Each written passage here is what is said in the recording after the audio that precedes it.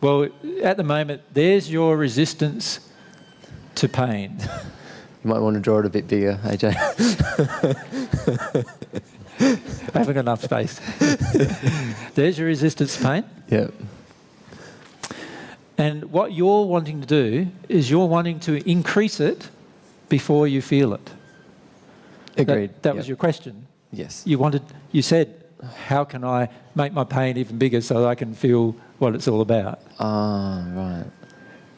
Now, that wouldn't be a loving thing to do. The loving thing to do, surely, if I really love myself, I would want to reduce my resistance to pain so that I feel it more easily. Now, the question is, and it's a valid question, how do I reduce my resistance to pain? Yeah. By dealing with all of my fears associated with it. Yeah. That's how I reduce my resistance to pain.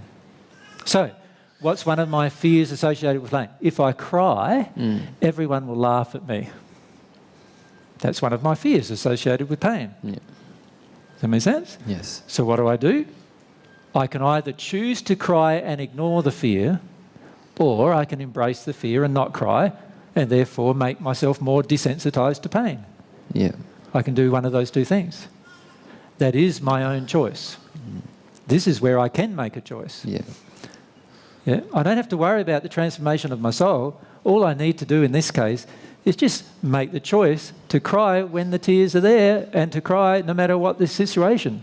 And if other people are angry with me or upset with me or think I'm an idiot or laugh at me, then you cry about that as well. Yeah. Does that make sense? Yeah, it does. Once we cry it all out, when somebody laughs at us, we won't need to cry again. Yeah. Right? Yeah. They laugh at us and we'll go, no worries, I'm okay with you laughing at me, that's fine. We'll get to that point once all of the actual emotional fear and the actual grief about being laughed at has been released. Then we'll get to the point where we actually no longer feel that other people's projections at us will stop us from doing anything. Yeah. So, and at that point, we will no longer have any grief to feel either, so we won't be crying all the time anymore. But we've got to be prepared for the interim bit. Yeah. We've got to be prepared that here's where we are now. He is at one with God. Yeah. And in between those two states is a lot of pain. Pain. Yeah. Why is there a lot of pain between those two states? Because of the error. Yeah.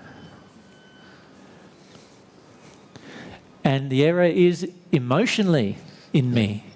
It has to come out emotionally. There's no other way for it to exit. And my humility will determine my ability to actually feel it. Right. If I'm really, really humble, I'll feel it easily. If I'm really resistive, I'll take thousands of years to do it. There are some of you in the audience today who are going to take 1,000 years to do it. Yeah. Because of your choice. I have people from my first century life, friends of mine and Mary's from our first century existence, who are still in the hells and they have not yet decided to do it. And they've come up with a lot of reasons why they shouldn't. One of them is blaming me quite extensively. Yeah. Right? But they're still not doing it. Because they're not prepared to just be humble and feel their own pain.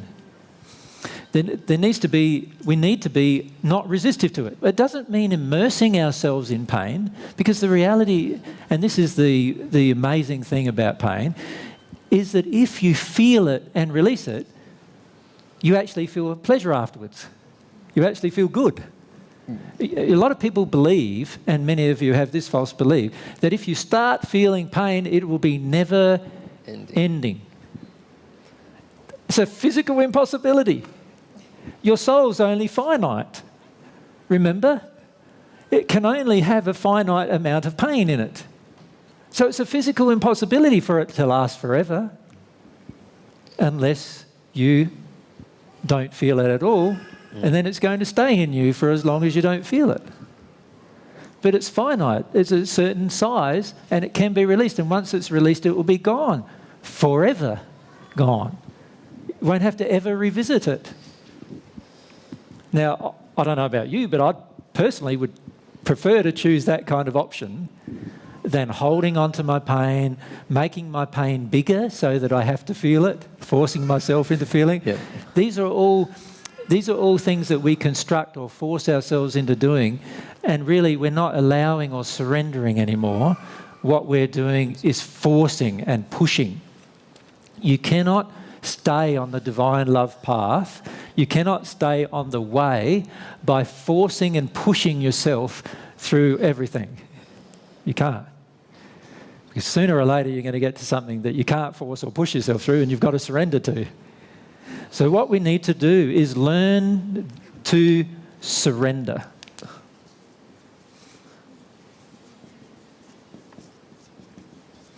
To the error, to the pain, to the emotion of the error, the emotion of the pain.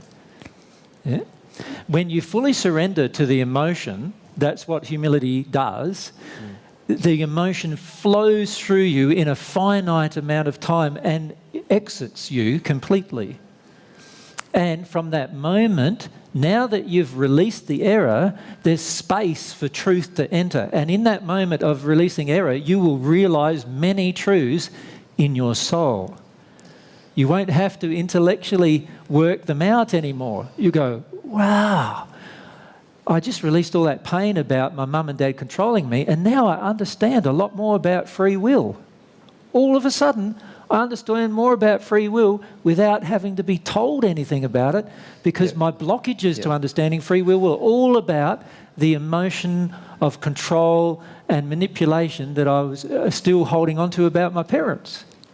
And once I released that emotion, the blockage I had to my understanding emotionally, the principles of free will, are gone. And now I get it. And you'll have these amazing periods of realisation inside of your soul, not just in your mind, where you actually get it. And you go, wow, I've been talking about it for 4 years and I only just got it. Right? And that many of you have had this happen to you already about some things, yes?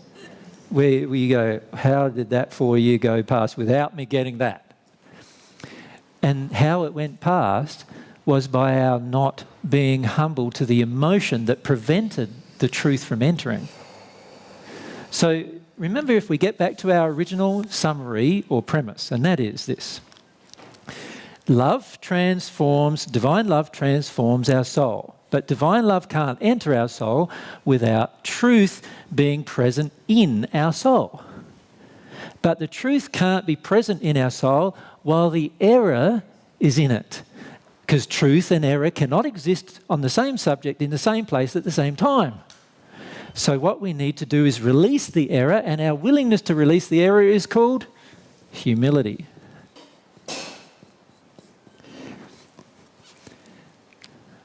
So of all the things that I need to work on, surely humility is the greatest in terms of what I can do to change. See, love is what God does to change you. Truth opens you to that love, but humility is what you can do to change you.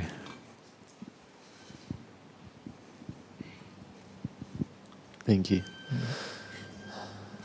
And when you understand that, then humility is a key portion, a key thing to develop in your own personal life, you get the process. Because once you release the blockage, once you release the emotional error, and you release it by not intellectualizing the error and talking about the error, and you don't discuss the error, and you don't realize intellectually the error, none of those things will actually change the error. What actually changes the error is to feel the pain, surrender to the pain of the error. That allows you to feel the error. Once you feel the error, you have space for truth to enter. And all you've got to do is have a longing for it. It will enter you immediately, and it will be a part of your very existence. You will carry it around with you everywhere you go. You won't have to read a book about it. You won't have to listen to a talk about it. You won't have to study anything about it. It will be present in you, and as you walk around, everyone will know, gee, that person seems to know everything about free will. I don't understand how they know that. And then when they ask, you'll say, it was my humility that allowed me to get an understanding of that truth. Yeah? And my humility is this, being completely open to experience every emotion, whether what I call good or bad, painful or pleasurable, no matter what anybody thought, I was willing to go there. No matter how much I was laughed at, no matter how much I was ridiculed, no matter how much I wasn't accepted, no matter how much I was condemned, no matter how much I lost all my friends, no matter how much I lost all my family, no matter whether different people wouldn't talk to me for periods of time in my life, I was still willing to go there. And once I was willing to go there to that degree, then I'm in the place of surrender. Does that make sense? When I'm in the place of surrender, I'm now feeling and releasing this pain, and I'm in this beautiful state where the truth can enter me. And because the truth can enter me, when I have a longing for divine love just comes into me and does its stuff and transforms me into a new person, a person that I barely recognised or even knew existed beforehand. Just like the caterpillar turning into the butterfly. Exactly the same.